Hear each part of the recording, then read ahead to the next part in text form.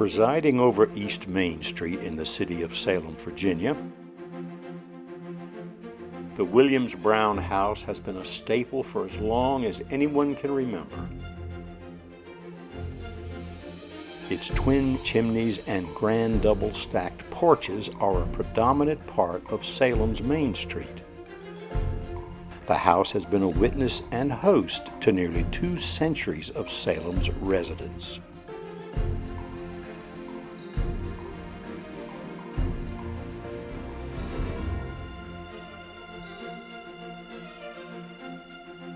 Take a walk into the past as we discover the stories within these walls.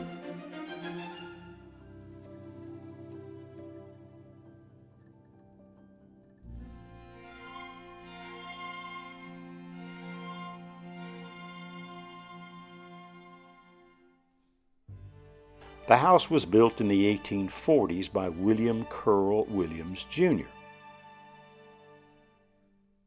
Born in England in 1785, William C. Williams settled in Salem and established himself as a jack of all trades. He was an architect, contractor, postmaster, and the proprietor of several early Salem establishments, including the Mermaid Tavern.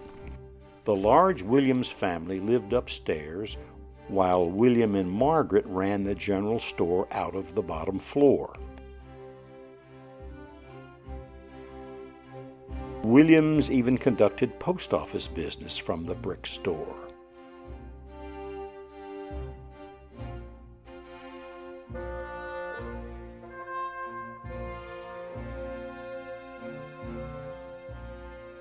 After Williams' death, the house store remained with his widow and children until it was sold to his daughter, Mary Jane, and her husband, Joshua Robert Calloway Brown, Jr.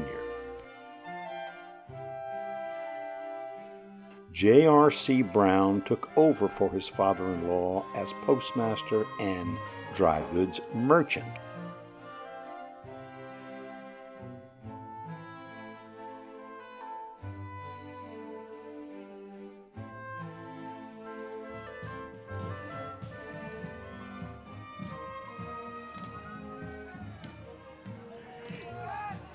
The Civil War came to Salem.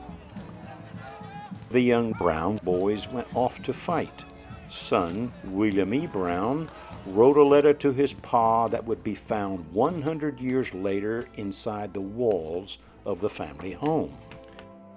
Salem, Virginia, being situated near the newly built railroad, meant that the house had a front row seat to the war and even managed to survive 2 Union attacks.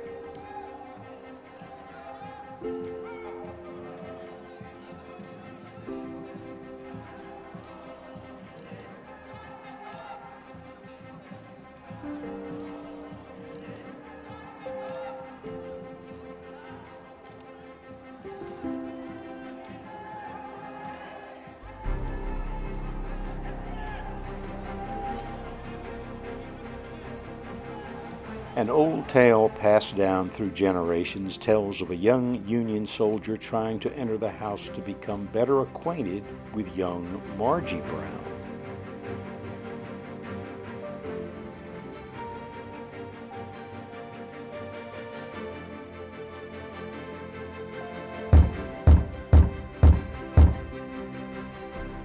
As the story goes, he didn't make it very far.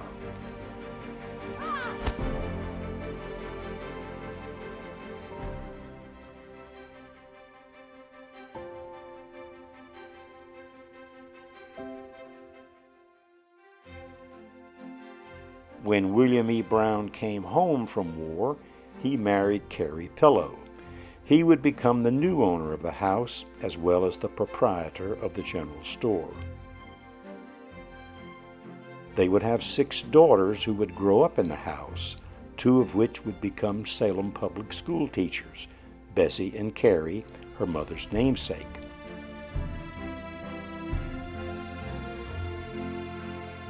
The 1910s brought World War I, motor cars passing by the house store, and a catchy new name for the general store, Brown's Bargain House.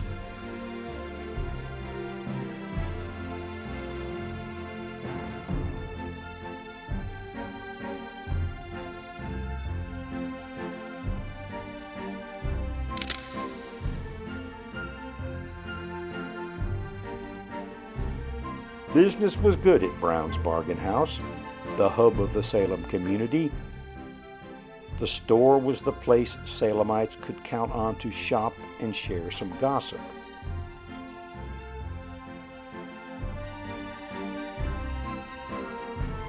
In 1922, William E. Brown passed away. His widow, Carrie, was left to run the store alone. Well into her 80s, and at the onset of the Great Depression, Carrie decided it was time to retire, and with it, Brown's Bargain House closed up shop for the last time. 3 generations of the Williams and Brown families had been instrumental to the progress of Salem during its founding years, providing dry goods, a friendly face, and even postal services for the citizens of Salem.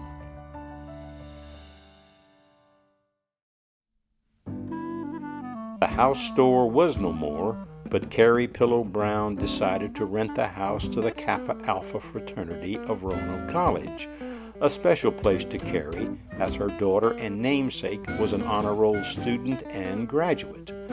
The fraternity was in residence for nearly a decade. By 1941, Kappa Alpha decided not to renew the lease, and the house was divided into apartments.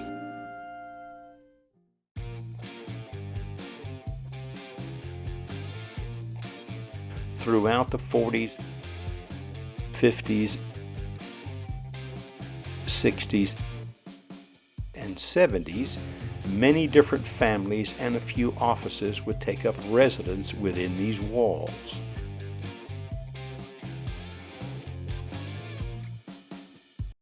The 1940s brought 2 especially notable residents. Newlywed Norwood Middleton lived in the house with his new bride.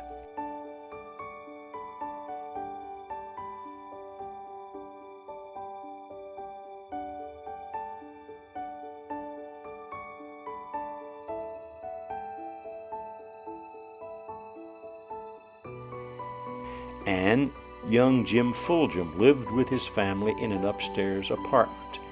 If you look at the east side of the old building here, you'll see 2 windows in the top or attic. Under one of those windows, one on the left, that one was my bed.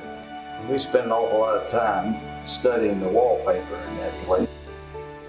In those days, there weren't any shots for childhood diseases, and I think we got them all. Miss Sawyer's school had yet to have repeated. In 1963, the house would leave the possession of the Brown family.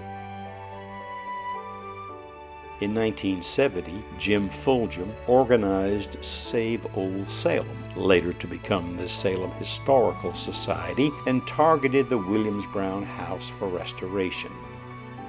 And after I was back from school and the Army, I was reading Salem Times Register. I heard of a story of knocking down an old building on Main Street and replacing it with a new one. So I commented, it seemed sad to see the old buildings go, and somebody ought to do something about it. They said, you ought to do it.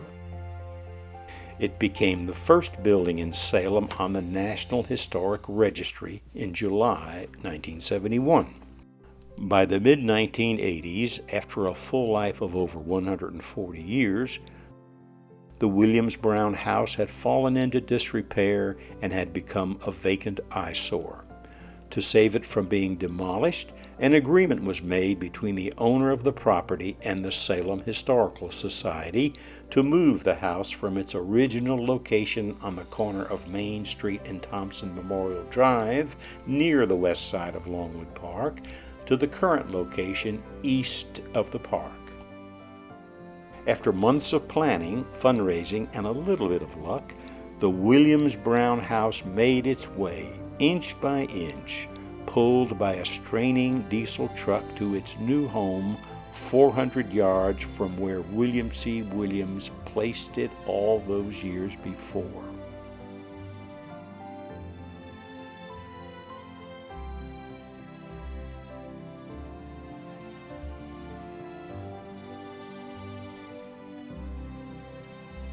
Five years after the house settled into its new home, new life was breathed into it yet again as it became the long-awaited Salem Museum.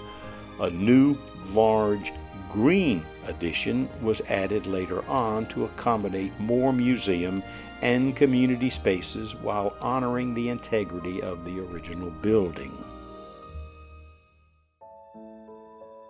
From William C. Williams' original plan for a house store along the Great Wagon Road during Virginia's pioneer days, to Brown's Bargain House, the Kappa Alpha fraternity, and the families that lived and worked here throughout the early part of the 20th century, the Williams Brown House continues to welcome visitors to walk in the footsteps of history and listen to the stories within these walls.